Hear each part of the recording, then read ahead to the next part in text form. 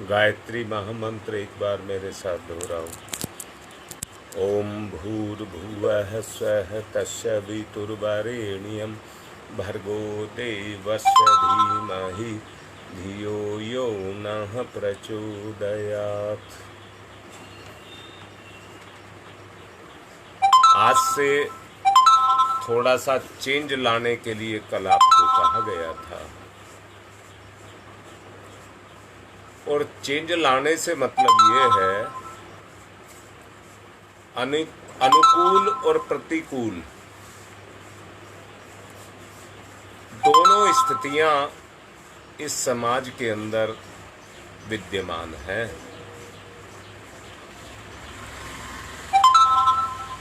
जहां गुण है वहां दोष भी है, जहां अच्छाई है वहां बुराई भी है। व्यक्ति को कहीं पर अच्छाई से काम लेना होता है तो कहीं पर बुराई से काम लेना होता है। परंतु स्थिति ये पैदा हो गई, अच्छाई बुराई का जो अर्थ था वो संतुलन को बनाना था। अनुकूल और प्रतिकूलता का मतलब भी यही है कि संतुलन को बनाना। इस संसार में रहते रहते हमारी आदतों में ऐसे व्यवहार समाहित हो गए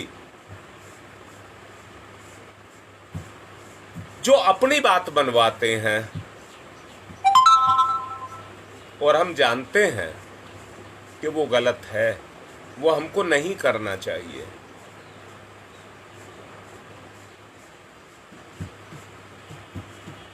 अब क्या किया जाए? उस स्टेज में आकर के हम खड़े हो गए हैं कि जिस पर हम ये सोचने को मजबूर हो गए हैं कि अब क्या किया जाए।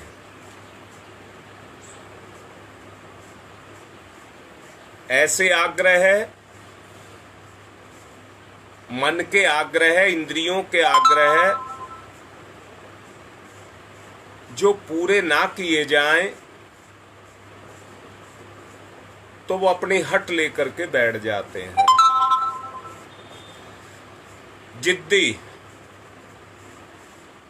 जिद को उन्होंने ठान लिया है। अब वहां पर भी संतुलन बनाने के लिए समझौता करना पड़ता है, और समझौते में बात ये होती है, समझौता तो वास्तव में उसको कहते हैं कुछ अपना मना ले, कुछ उसकी बात मान ले, उसको समझौता कहते हैं। परंतु कई बार स्थिति ये पैदा होती है कि आदमी अपनी ही बात मनवाता है, इंद्री अपनी ही कहना मनवाती है। उसको कहते हैं हट।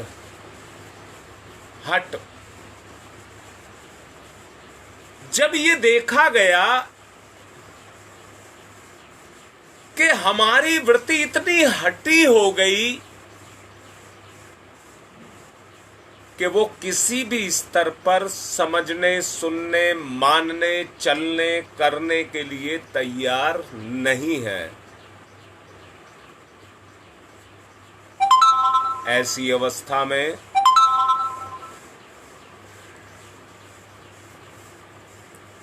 केवल एक ही बात निकल करके आती है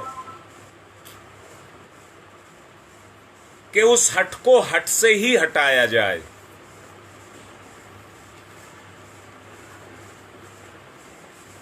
अगर साधना इतनी सरल होती तो बच्चों का खेल हो गई होती और हर कोई कर लिया करता, परंतु इतनी सरल नहीं है। जितनी हम सोचते और मानते हैं उतनी सरल नहीं है।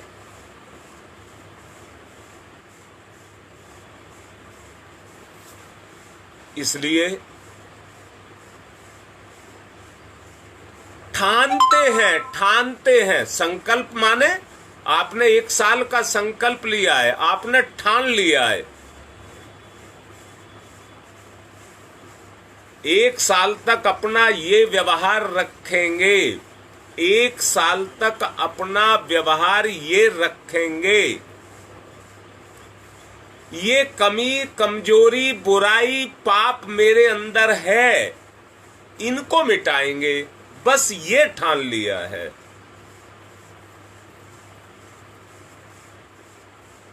और यही अनुष्ठान है। जो ठान लिया है उसको व्यवहार में लाने के लिए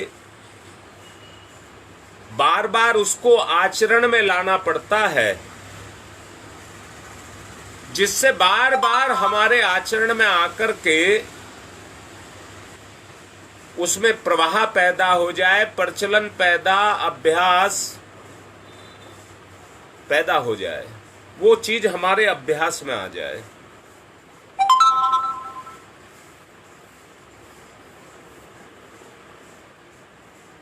वो ही कर गुजरे जो निश्चय किया है। ये दबाव अपने ही शरीर पर और मन पर हमें डालना है। जो इस प्रभाव को डालते हैं उनको हठ योगी कहते हैं। देखो भाई, साधना में तो हठ करनी ही पड़ती है। सामान्यता आदमी अपने जिस जीवन को जीता है, जिस ढर्रे में वो ढला हुआ है, वो अपने आप को उससे बदलना नहीं चाहता। बुरी वृत्तियां उसकी चेतना पर अपने काम को करती हैं और अपने काम को करने के कारण उसको अपने अनुकूल ढाले रखती हैं और उसके जीवन में तरह तरह के विग्रह पैदा करती रहती हैं। देख लेना जो बोल रहा हूं। मुसीबतें कहीं आसमान से नहीं टपकती हैं, बल्कि हमारे ही कर्म द्वारा किए गए कर्मों के परिणाम होती हैं। अब अगर हमें उन परिणामों से बचना है तो हमको क्या करना पड़ेगा? हमको उन बुराइयों को अपने व्यवहार से, स्वभाव से निकालना पड़ेगा। अपने स्वभाव से निकालना पड़ेगा और अपने व्यक्तित्व को प्रभावशाली बनाना पड़ेगा। दिखावा नहीं कह रहा हूं, प्रभावशाली कह रहा हूं। बाह्य साधन सुविधा संपन्न कई व्यक्ति समाज को एक कोने में, एक स्थान में अपने आप को पड़ा हुआ पाते हैं। धन दौलत की बात कह रहा हूं। सब सुविधाएं, सब साधनों से संपन्न लैस व्यक्तियों की बात आपसे कर रहा हूं। जबकि दूसरे अभावग्रस्त आपने ऐसे देखे होंगे जो बगैर सुविधा साधनों के अपने व्यक्तित्व में इतना आकर्षण पैदा कर लेते हैं कि वो दूसरों को बहुत प्यारे लगते हैं। समाज में जब इस तरह के व्यक्ति पैदा हो जाते हैं तो वो नेतृत्व करते हैं, नेतृत्व करते हैं। यहां एक छोटी सी कहानी मैं आपको बताना चाहूंगा। महात्मा सुकरात का नाम आपने सुना होगा। तत्व ज्ञान की जो शिक्षा थी उसको प्राप्त करने के लिए उनके पास एक व्यक्ति आया, किंतु मिलते ही उसने ठीक से अपने बाल काटने, कपड़े पहनने, उन्हें साफ करने, शरीर को स्वस्थ रखने का उपदेश दिया सुकरात ने उस व्यक्ति को, और तत्व ज्ञान ना दे करके छोटी छोटी बातें उसको कही।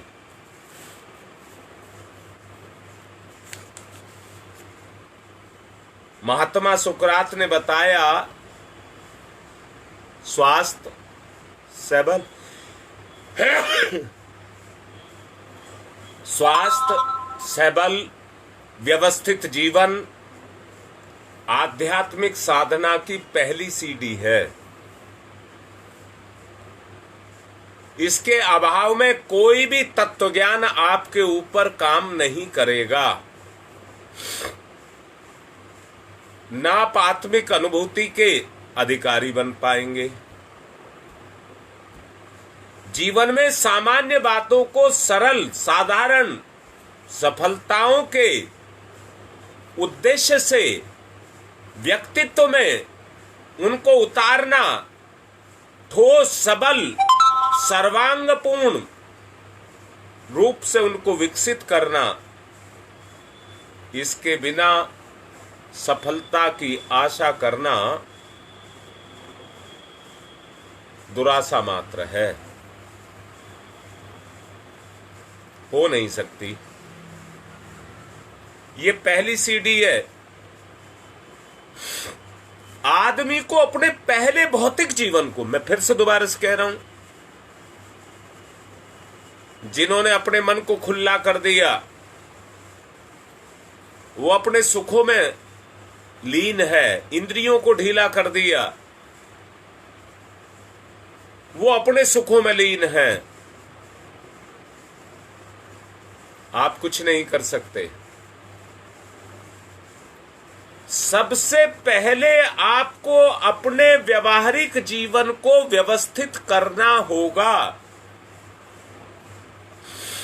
इसके बिना सफलता की आशा दुराशा है। स्वास्थ्य, शिक्षा, रहन सहन, बोलचाल, काम करने का तरीका, ये व्यक्तित्व के विभिन्न अंग हैं। प्रतिकूलताओं को आप रोक नहीं सकते, वो आपके सामने आएंगी।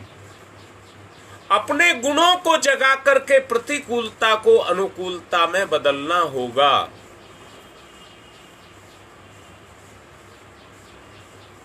जब तक आप ऐसा नहीं करेंगे, आपका जीवन व्यवस्थित, सुरुचिपूर्ण, सुंदर, स्वस्थ नहीं होगा।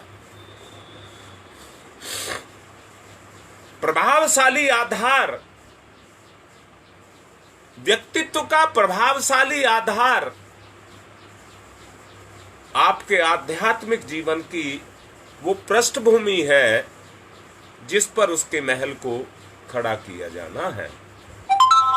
किसी भी पदार्थ के स्वस्थ, सुंदर, व्यवस्थित, निर्मल आचरण की ओर आकर्षित होना मानव का स्वभाव और साधारणतया उसकी वृत्ति है। अच्छा स्वास्थ्य, सुंदर कपड़े, साफ सुथरा रहन सहन, बोलचाल, भाव भंगिमा, ये व्यक्तित्व के प्रतिबिंब हैं जिनसे दूसरे व्यक्ति प्रभावित होते हों, प्रेरित होते हों, जिसके बल पर अस्त व्यस्तता, बिखरे हुए वस्त्र, गंदे और बेतरतीब जो हमारे आचरण हैं, ये जिनके पास से बदबू आती है, इन्हीं के कारण व्यवहार से बदबू आती है। इस तरह के लोगों का प्रथम प्रभाव ही बुरा पड़ेगा और समाज के लोग उनसे दूर हटने का प्रयत्न करेंगे। फिर ऐसे व्यक्ति कोई बड़ी सफलता पाने की आशा कैसे कर सकते हैं? इसलिए साधना का जो दूसरा चरण चलेगा, वो तभी चलेगा जब आप पहले को व्यवस्थित कर लेंगे। अब मैं फिर से पूछ रहा हूं, मैं ये कह रहा हूं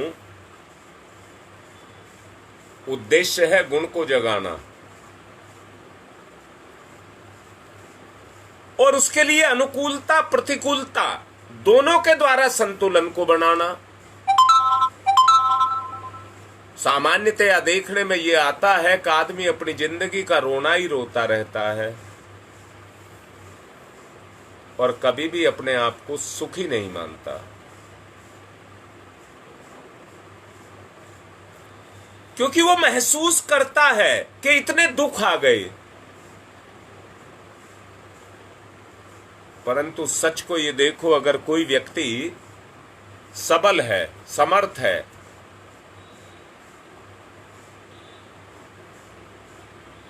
जीवन को अगर खरादना है, जैसे किसी मशीन के पार्ट को बनाना होता है तो लोहे को पिंगाल करके सांचे में डालना होता है, फिर खराद मशीन पर लगा करके उसको खरादना होता है। पार्ट तो ढल्ले में ही बन गया था, परंतु व्यवहारिक नहीं है, कारगर नहीं है। उसको कारगर बनाने के लिए उसको खरादना पड़ता है। ये जो जीवन हमको मिला है ये खरादने के लिए ही मिला है। सांचे में तो भगवान ने, अपने सांचे में तो भगवान ने हमको ढाल दिया।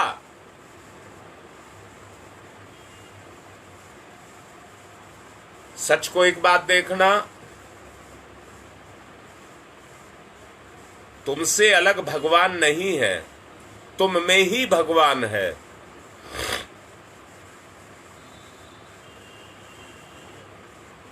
बस हमारी सोच समझ उससे परे भगवान चला गया, उसको हम समझ नहीं पाते, समझ नहीं पाते। अगर ये बात हमको समझ आती है तो समझ लेना ईश्वरीय चेतना आपके ऊपर काम करना शुरू करती है। आपको अपने आप को खरादना है तो कैसे खरादा जाए? संयमित और मर्यादित जीवन बिता करके आप सुंदर स्वास्थ्य को पा सकते हो। सुंदर स्वास्थ्य प्रकृति का महत्वपूर्ण उपहार है जो प्रत्येक प्राणी को मिलता है। अपने दुष्कृत्यों, अमर्यादित, अनियमित जीवन, अप्राकृतिक रहन सहन के कारण ही स्वास्थ्य खराब होता है। शरीर और वस्त्र को साफ रखना कोई कठिन बात नहीं है। मैंने आपको बताया था, लापरवाही, आलस्य, प्रमाद या अवसाद ये व्यक्ति की एक असहज अवस्था है जिसको प्राप्त करके व्यक्ति अपने आप को मुसीबतों में डाल देता है और अमर्यादित, अनियमित, अनियमितता के साथ अपने जीवन को जीता है। सच को देखो, जो अपने जीवन में अनियमितता को अपनाते हैं, असंयम को अपनाते हैं, उनका जीवन, आप देखिए सच्चाई को, उनका जीवन कैसा जीवन होगा। शरीर और वस्त्रों को साफ रखना कोई कठिन बात नहीं है, केवल हमारा आलस्य है, बहानेबाजी है। क्या किया जाए? क्या इसी तरह से बहानेबाजी बना करके हम अपने जीवन के उद्देश्य को पूर्ण कर सकेंगे? क्या किया जाए? पैसों का अभाव, साफ सुथरे रहना, स्वस्थ रहना कैसे संभव हो, इस बारे में सोचना पड़ेगा। कहते तो ये जो खा सकता है स्वस्थ भी रह सकता है, जो खा लेता है वो स्वस्थ भी तो रह लेता है।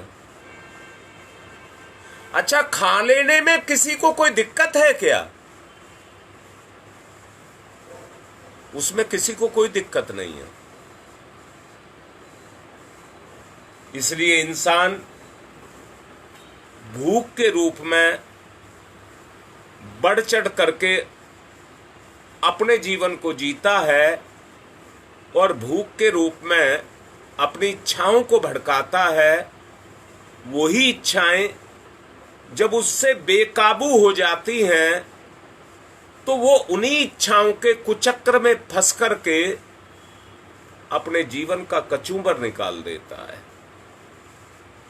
अनियमित, अवांछनीय जीवन को जी करके अपने जीवन को बर्बाद कर देता है।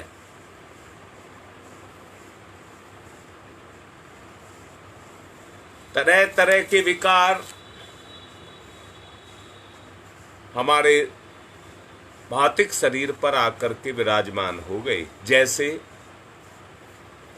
आपके नखून बेतरतीब बढ़े हुए हैं, और अब तो बढ़े हुए नहीं, फैशन का विषय भी बन गए हैं। पता नहीं कौन सा प्रभाव नखूनों से डालना चाहते हैं। नखूनों का प्रभाव होता है या व्यक्ति की चेतना का प्रभाव होता है? आपकी आंख में ढीठ आ रही है, दूसरा आदमी देख रहा है, उसको साफ करने में कितनी देर लगती है, परंतु कोई मतलब नहीं है। आ रही है तो आ रही है। ये व्यक्ति की लापरवाही है। यहीं से व्यक्ति के जीवन की बर्बादी शुरू होती है। जब बाह्य ढांचा ही कमजोर हो, उजड़ा पुजड़ा हो, भद्दा फूहड़ हो, तो देखने वाले को ये पता लगेगा कि वहां पर कोई अच्छी सी चीज बनाई जाए तो वो कैसे बनेगी। बनाने वाला भी बनाने से पहले इस बात के बारे में सोचेगा। ढांचे पर वजन रखेगा तो ये भी पहले देखेगा क्या ये इस वजन को सह जाएगा, ढांचा सह जाएगा। निवेदन पूर्वक कह रहा हूं, हाथ जोड़ करके कह रहा हूं, समझ लीजिए। ढांचा इतना अस्त व्यस्त हमने बना लिया है कि किसी भी वजन को सहने के लिए वो तैयार नहीं है।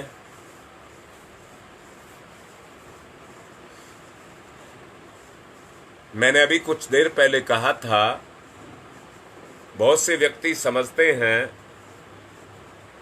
कुछ अच्छा सा खा लेने जैसे व्यक्ति स्वस्थ सुंदर लगेगा। तो खा लेना तो बहुत आसान है।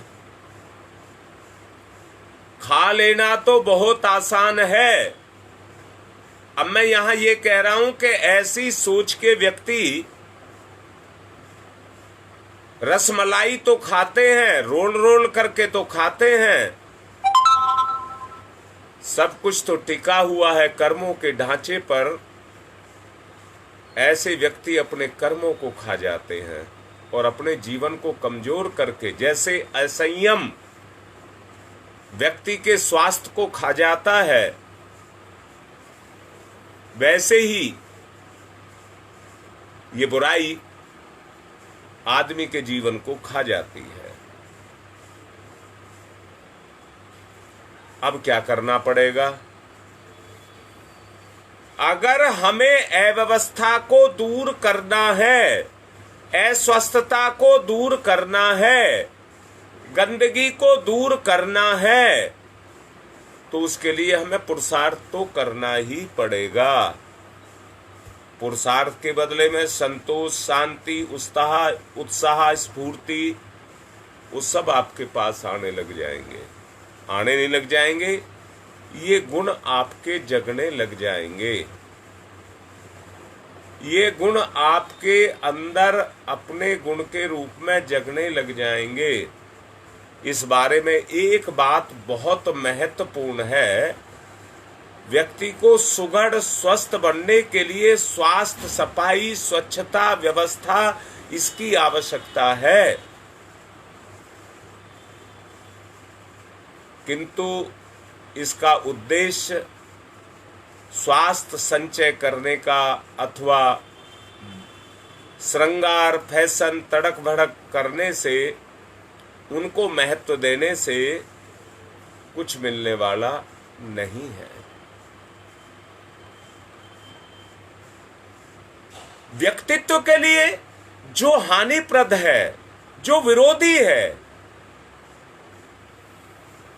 अधिक टिप टाप करना, तड़क भड़क करना, चटक मटक करना, आदत और गंभीरता, स्वाधीनता, संजीदगी नहीं रखना, वरन छचोरेपन और बचकानेपन में अपनी वृत्ति में समाविष्ट कर लेना, ये गिरी हुई स्थिति की अवस्था है। हमारी गिरी हुई स्थिति की अवस्था है। कई व्यक्ति आपने देखे होंगे, पहली ही भेंट में वो ऐसा प्रभाव डालते हैं जो आपको आकर्षित करता है। ऐसे लोग अपने व्यक्तित्व को जादू से भरा हुआ, ओतप्रोत किया हुआ बना लेते हैं। उनके चेहरे की आकर्षक मुद्रा, मुस्कुराहट, नेत्रों में आशा की चमक गजब की होती है। ऐसे व्यक्ति जहां भी रहते हैं वहां वातावरण अपने आप अनुकूल बनता हुआ चला जाता है, उपयुक्त स्थान प्राप्त करता है। इसका कारण है मनुष्य का आत्मविश्वास, दृढ़ इच्छा, चेहरे से निकलता हुआ जीवंत कार्य क्षमता का प्रकाश। ये सभी व्यक्तित्व के निर्माण के कारण बनते हैं। ये लोग उस तत्व को दूसरों को अदम्य शक्ति के रूप में प्रदान करते हैं। अब मैं बात फिर से कह रहा हूं, बात आज की थी हठ योग की। ये सारी बात मैंने आपको इसलिए समझाई कि वृत्ति के अंदर, हमारी प्रवृत्ति के अंदर, वृत्ति में समाया हुआ हमारा दोष हमारे व्यक्तित्व को प्रभावित करता है। इसलिए हमको हठ योग की साधना करनी पड़ेगी। अब हठ योग से मतलब क्या हो गया? मैंने देखा है कुछ ऐसे साधुओं को जो हठ योग की साधना करते हैं, उनमें ज्यादातर व्यक्ति ऐसे होते हैं, बाहर से वो साधु का बाना पहनते हैं और किसी मंदिर में जाकर के अपनी हठ योग साधना को शुरू कर देते हैं। क्या करते हैं? रात दिन 24 घंटे वो खड़े रहते हैं, खड़ेश्वरी बन जाते हैं, खड़ेश्वरी, और इसी कार्य में अपनी एक लंबी आयु गुजार देते हैं। आपने सुना होगा, वे झूले के सहारे अपनी छाती को टिका करके झपकियां लेते हैं और नींद की आवश्यकता पूरी करते हैं। बाबा मोजी साईं का स्वर्गवास 85 वर्ष की आयु में हुआ था। कहा जाता है कि उन्होंने अपनी आयु 18 साल खड़े रहने का व्रत लिया था। 18 साल एक हाथ ऊंचा उठा करके रहने वाले हठयोगी, एक हाथ ऊपर कर लिया, कहा कि इसे कभी नीचे नहीं करेंगे। अब मुझे बताओ, वो हठयोगी तो हो गए, हाथ ऊपर कर लिया, पर उनके बेचारे हाथ का क्या होगा? लगातार ऊपर रहेगा तो ब्लड का सर्कुलेशन नहीं होगा, नस नाड़ियां सूखने लग जाएंगी और वो व्यक्ति हट करेगा कि नहीं, अगर मैंने नीचे कर लिया मेरा संकल्प टूट जाएगा। उसमें क्या होगा? आपका हाथ सूख जाएगा। रक्त संचार ना होने के कारण आपका हाथ सूख जाएगा। अब सोचिए, अगर आपने एक हाथ ऊपर किया है तो एक हाथ गया, और एक हाथ गए का मतलब क्या हुआ? जो योग साधना करना चाहते हैं, योग कहते हैं दो के मिलन को, परस्पर मिलन को, सहयोग को। अब एक तो जीते जी आपने मार दिया, तो जो हाथ का काम दोनों हाथों से होता है, एक हाथ उसको कैसे पूरा करेगा? आप कर लीजिए हठ योग, आप हठ योग कर लीजिए, परंतु वो हठ योग आपके लिए तरह तरह की समस्याएं पैदा कर देगा। वास्तव में जिस हठ योग को हठ योग कहते हैं, उसमें हमें तितिक्षा करनी होगी अपने वास्तविक उद्देश्य को, जो मेरे जीवन में छुपा हुआ है, उसकी पूर्ति के लिए, उसकी सिद्धि के लिए, उसके परिणाम के लिए मुझे साधना करनी होगी। जो अपनी साधनाएं इस स्तर पर करते हैं, परंतु मैं बीच में फिर कहूंगा, कई व्यक्ति ऐसे होते हैं जो शरीर के कपड़े उतार देते हैं, नंगे रहते हैं, सर्दी गर्मी बरसात कुछ भी आए वो नंगे रहते हैं।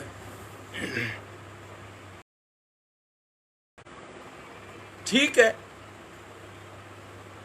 मैं मान लेता हूं वो नंगे रहते हैं, परंतु नंगे रहना शरीर का संतुलन नहीं है। गर्मी अपना प्रभाव डालती है तो सर्दी अपना प्रभाव डालती है। जैसे आपके सामने मुसीबत खड़ी हो जाती है, ऐसे ही शरीर के सामने भी मुसीबत खड़ी हो जाती है। आपने तो ठान लिया कि तुम्हें कपड़ा नहीं पहनाएंगे, अब बेचारे को मजबूरी में, मुसीबत में अपने जीवन को काटना पड़ेगा। हम अपने जीवन को उस मजबूरी में जाके रख देते हैं जहां पर उसको वो भोगना ही पड़ता है। बहुत से व्यक्ति जिद्दवश अपने दिखावे के लिए बर्फ जैसे ठंडे पानी में नहाते हैं।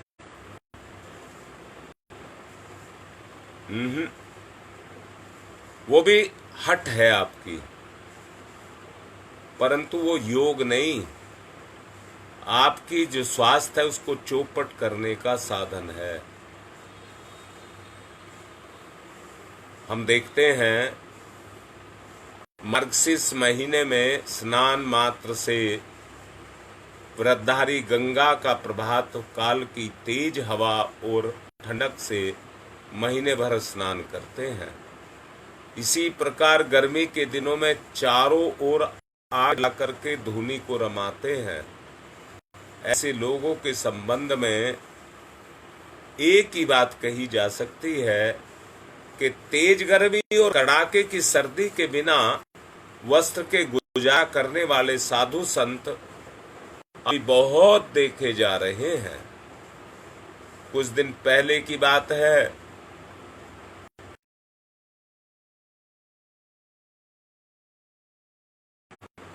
ने पुस्तक में लिखा है, गंगोत्री क्षेत्र में कई महात्मा बर्फ जमने की सर्दी के दिनों में निर्वस्त्र निवास करते हैं। उत्तर काशी के विष्णु स्वामी का कुछ दिन पूर्व ही देहावसान हुआ है, जो गंगा के ठंडे जल में स्नान प्रातः ही कर लेते थे और तीसरे पहर तक उसमें खड़े होकर के जप करते थे,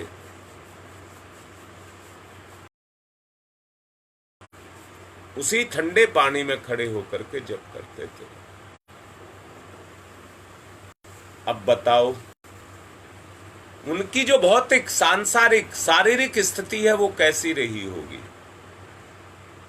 मैं किसी के करने पर शक नहीं कर रहा हूं, ना उंगली उठा रहा हूं, परंतु ये जरूर कह रहा हूं कि संतुलन इससे नहीं बढ़ेगा, इससे तो और बिगड़ जाएगा।